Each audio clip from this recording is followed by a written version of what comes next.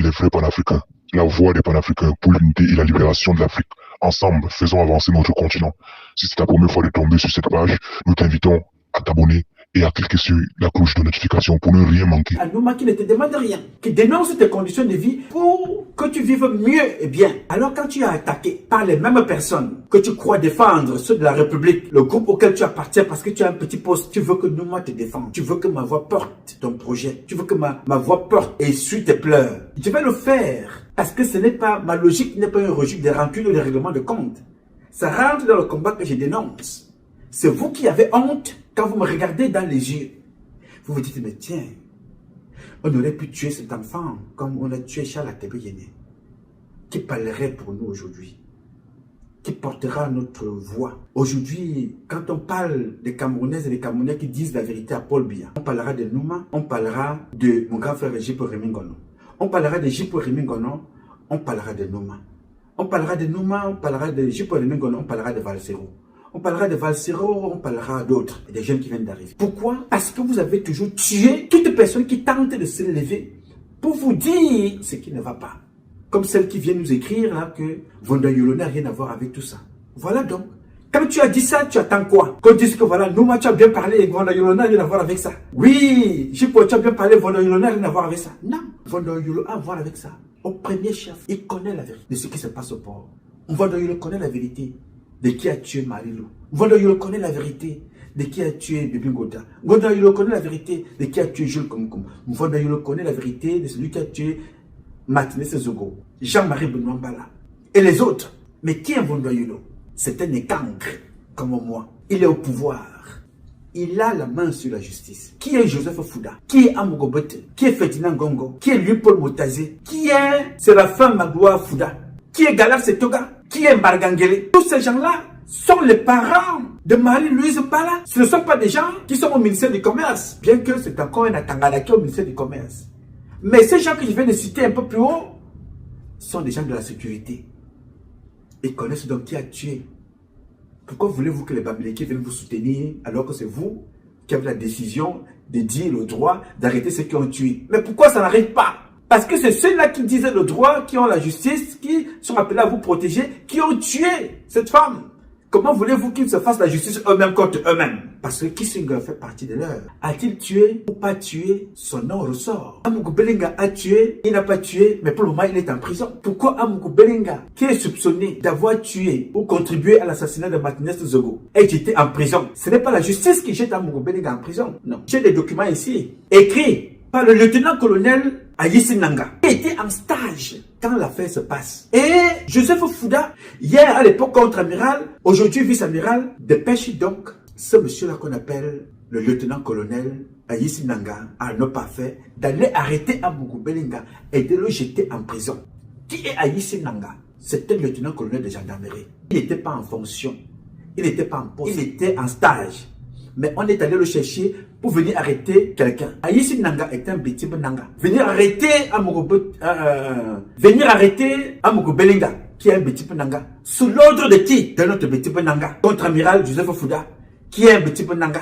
Parce qu'on les accuse de quoi? D'avoir tué Martinez Zogo. Mais ce n'est pas pour ça qu'on arrête Amougou Belenga. On arrête Amougou Belenga pour un problème, un règlement de compte d'humiliation qu'il avait imposé à la femme de Joseph Fouda et à Joseph Fouda lui-même. De l'humiliation qu'il a opposée à Mbargangele. De l'humiliation qu'il a opposée à l'ambassadeur nommé par Paul Biya.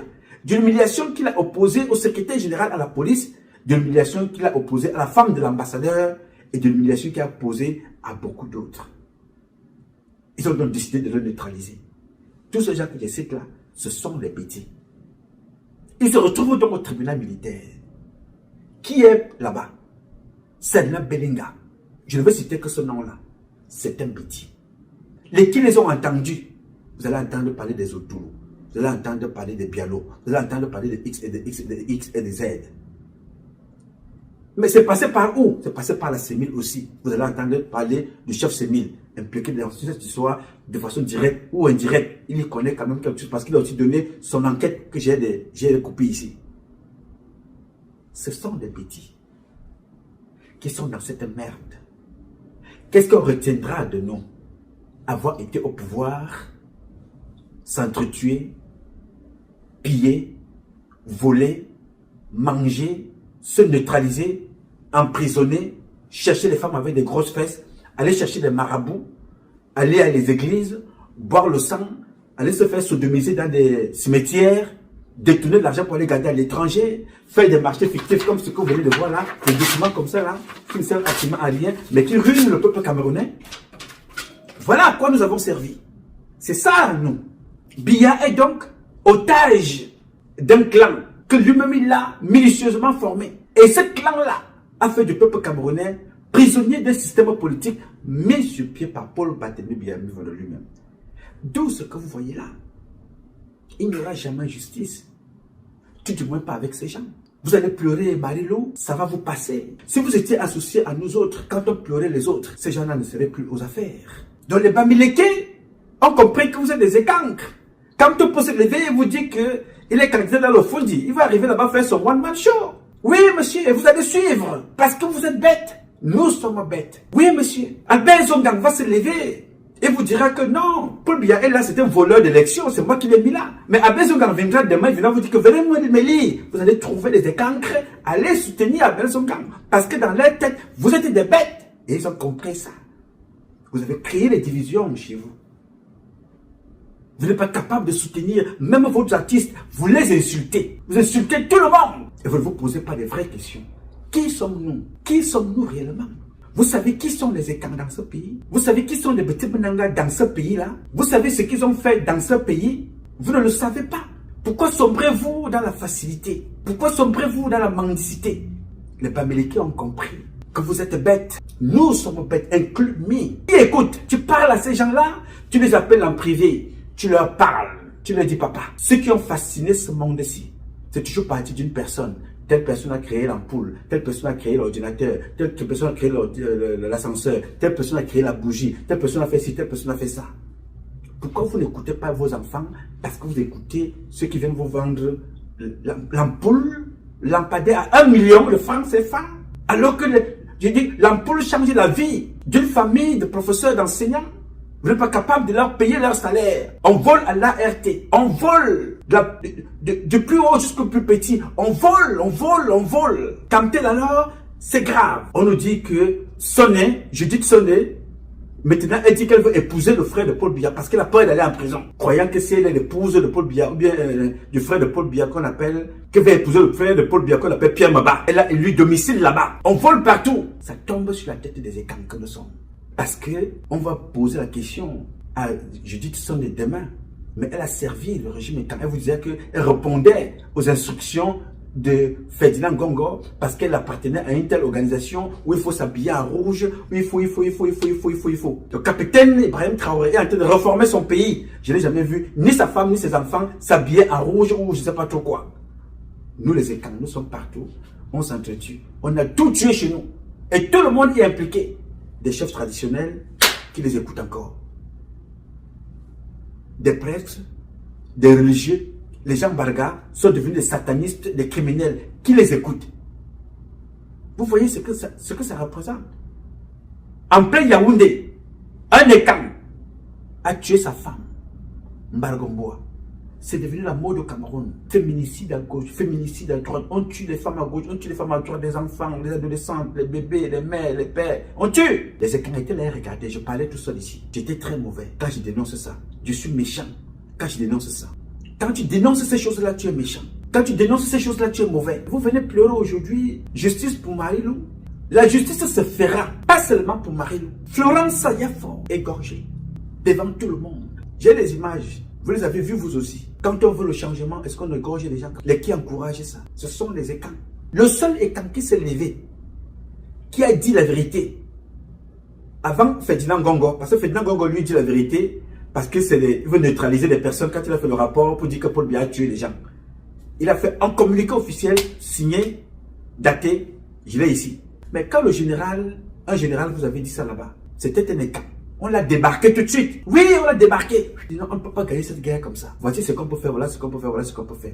Personne ne l'écoute. Vous n'écoutez pas vos enfants. Vous n'écoutez personne. Vous n'écoutez que vous. Et à force de vous écouter, vous ne vous écoutez même plus. Même voler maintenant est devenu c'est devenu normal. Voler est devenu normal pour vous. Et c'est Paul Biya que nous mettons devant. Oui, je comprends la volonté des Betty Benanga de rechercher la vérité.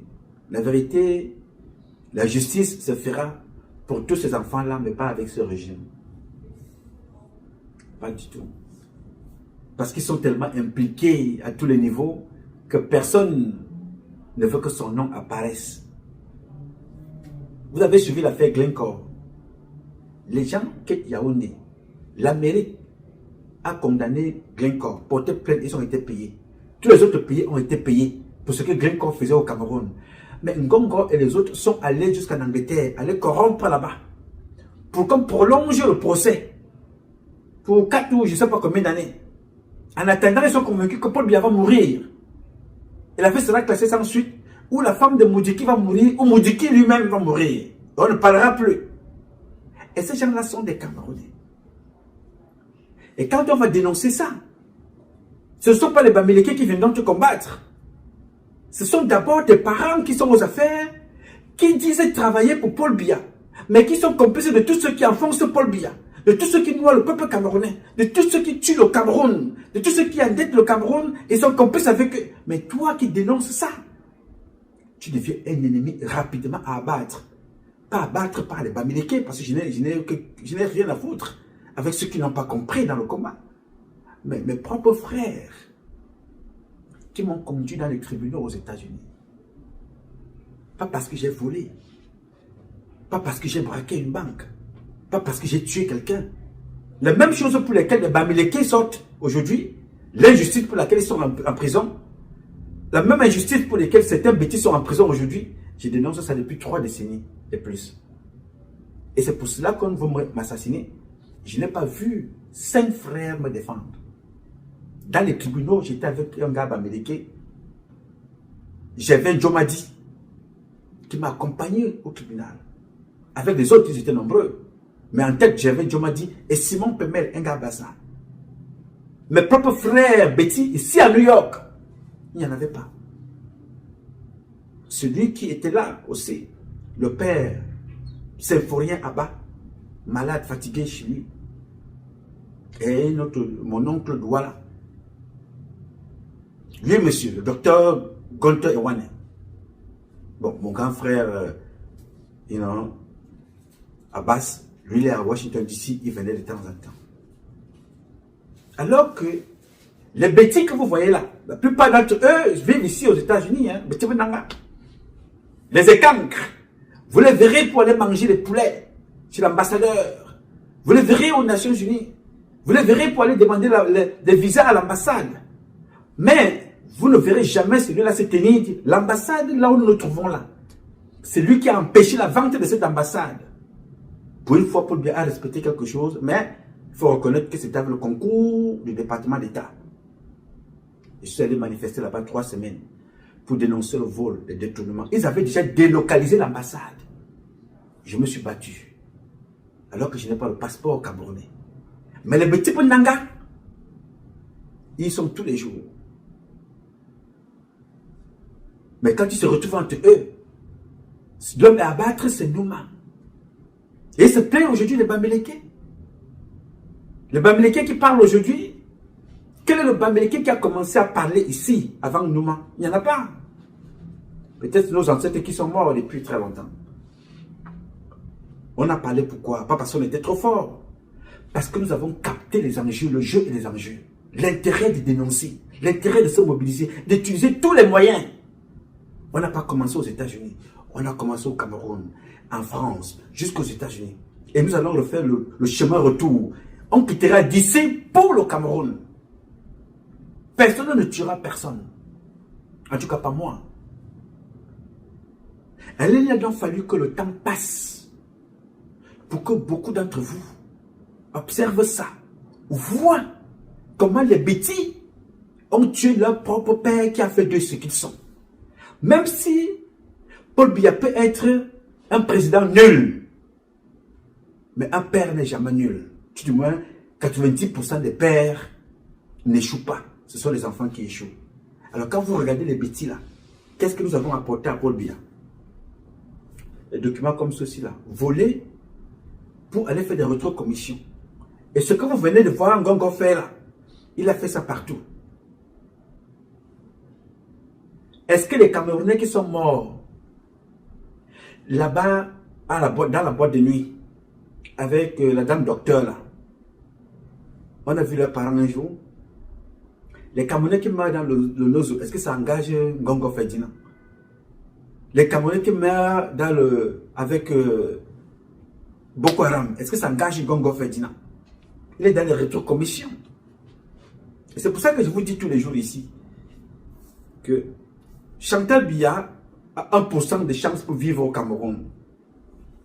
Mais 99,99%, Chantal Biya va fuir le Cameroun. C'est là la chance de fuir. Elle peut mourir avant. Je ne souhaite pas. Ça peut arriver. Parce qu'on connaît ce que c'est que les crimes d'État. Les Ngongo que vous voyez là finiront par la case prison ou en exil. Et nous allons nous battre, pas pour le pouvoir, pour